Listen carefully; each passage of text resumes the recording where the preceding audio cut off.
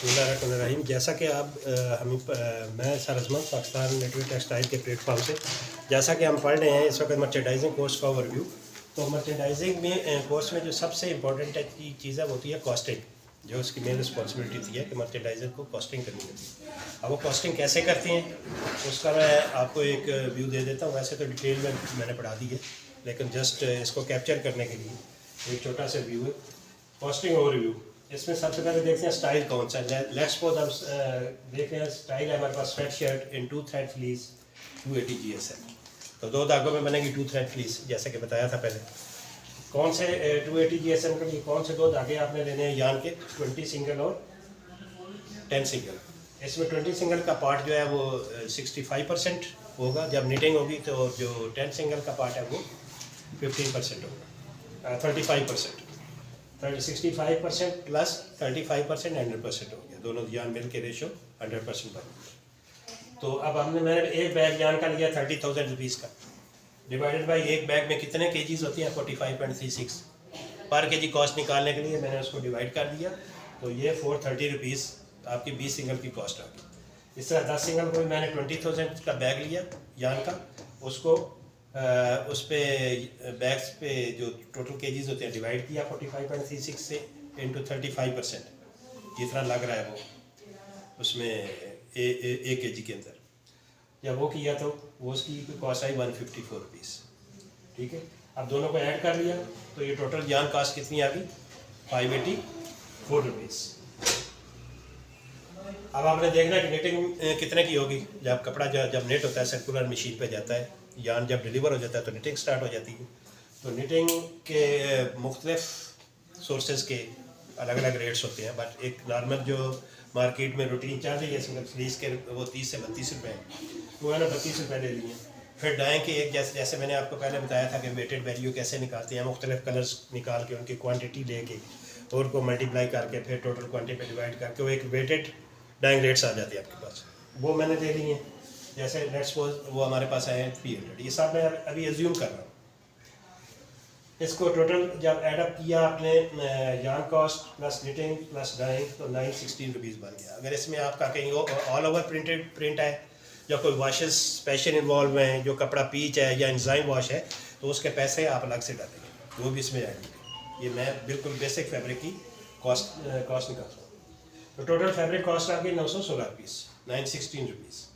अब आपने डज़न की लेनी है तो आपकी कंजम्पशन जो निकली है स्वेट शर्ट की वो निकली है 7.5 केजीज पर डज़न। तो आप जो कॉस्ट आ रही है उसको 7.5 से मल्टीप्लाई करोगे 7.5 से, तो ये आ जाएगा 6870 रुपीज़ पर डज़न।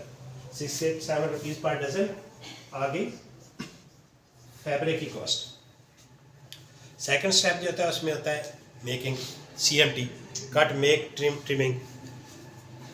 इसमें जो वो वैसे तो ऑपरेशन वाइज हम लेते हैं सारे रेट्स, वो जब आप फील्ड में जाओगे तो आप लोगों को आइडिया हो जाएगा किस तरीके से कैलकुलेट करना होते हैं। कटिंग के अलग रेट होते हैं, स्विंग के अलग होते हैं, फिनिशिंग के अलग होते हैं, उन सब को ऐड करके हम एक CMT रेट्स निकालते हैं। वो निकल आया जब स्वेट शर्ट के मैंने ज्यूम किए हैं 600 रुपीज़।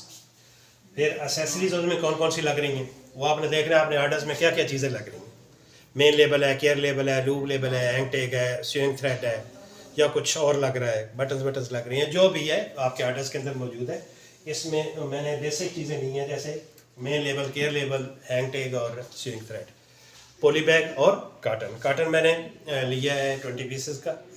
इसके कैसे निकालने होते हैं, जैसे टोटल जो कॉटन की एक की प्राइस आ रही है आपके, उसको पैकिंग पे आपने डिवाइड करना है कितने पीस जा रहे हैं उसके अंदर।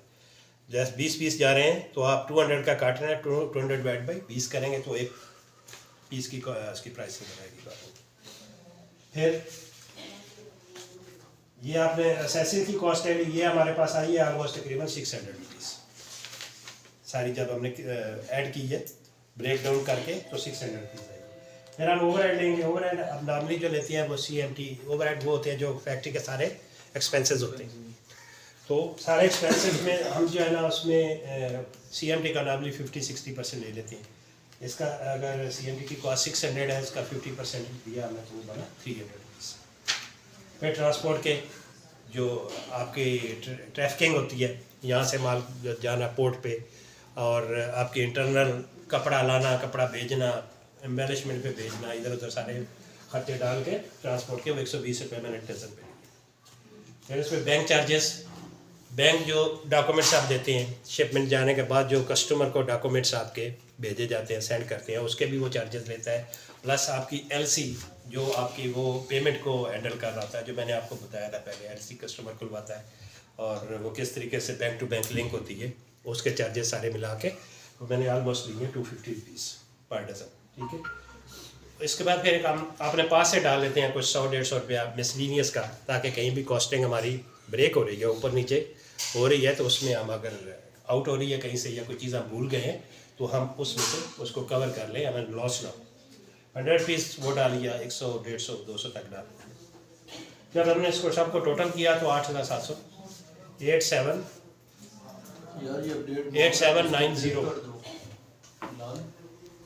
8790 हमारे एक दफ़ा किया था तो। अच्छा ये कहाँ से मिसलिनियस,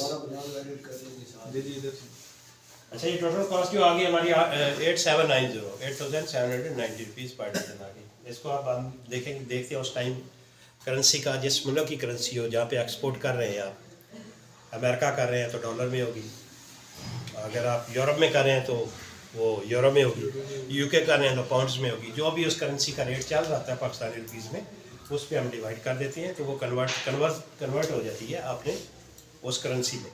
जैसे हमने डॉलर में लिया है तो हमारी Pakistani rupees total cost divided by जितने का डॉलर है, 280 रुपीज़ का है, तो उसको हमने डिवाइड किया तो हमारे पास पर पीस की निकल आई $2.67 पर पीस। अब हम इसमें अपना प्रॉफिट ऐड करेंगे, क्योंकि कोई भी का बिजनेस होता है तो वो प्रॉफिट के लिए होता है। अब कंपनी अपना प्रॉफिट भी ऐड करता है। नॉर्मल जो है ना, नॉर्मल स्टाइल्स जो होते हैं ये कस्टमर वाइज अलग अलग करता है, डिपेंड करता है कस्टमर पे कितनी प्राइस उसकी अच्छी है। और कुछ लोग जो उनकी बहुत कस्टमर्स की प्राइस टाइट होती है, उन पे हम मार्जिन ज़रा कम कर लेते हैं प्रॉफिट, जैसे 10%, 15%। आर्डर की भी नेचर उसमें शामिल होती है, आर्डर आसान हो तो उसमें प्रॉफिट कम भी चल जाता है, अगर आर्डर मुश्किल हो तो फिर थोड़ा प्रॉफिट ज़्यादा लेते हैं। क्वांटिटी भी अगर कम हो तो प्रॉफिट ज़्यादा रखते हैं, और क्वांटिटी अगर बल्क हो, ज़्यादा लंबा बड़ा आर्डर हो तो उसमें हम मार्जिन थोड़ा कम कर देते हैं। मैंने इसमें 20% लिया है, तो 20% जब उस कॉस्ट का हमने लिया तो 0.52 सेंट्स आ गए। ये जो ब्रेक जिस तरह हमारे पैसे होते हैं ना, सिक्के होते हैं, इस तरह डॉलर के सेंट्स के लाते हैं, तो सेंट्स में जब हमने लिया तो 0.52 सेंट्स आए। अब टोटल कॉस्ट कितनी आ गई, 2.61 कॉस्ट आ रही है, प्लस इसकी प्रॉफिट ऐड किया तो 3.13 पर पीस FOB ये आ गई US डॉलर में। अब आपने कोट करनी है कस्टमर को 2-3 सेंट और इसमें ऐड कर दो, तो आप 3.15 या 3.25 आप कस्टमर को कोट कर सकते हैं।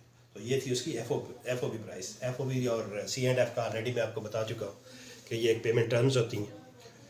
तो ये थी आज की वीडियो, होप आप सब लोगों की समझ में आई होगी। इसको ज़्यादा से ज़्यादा शेयर करें, लाइक करें, सब्सक्राइब करें और अपने ग्रुप्स में शेयर करें। Thank you.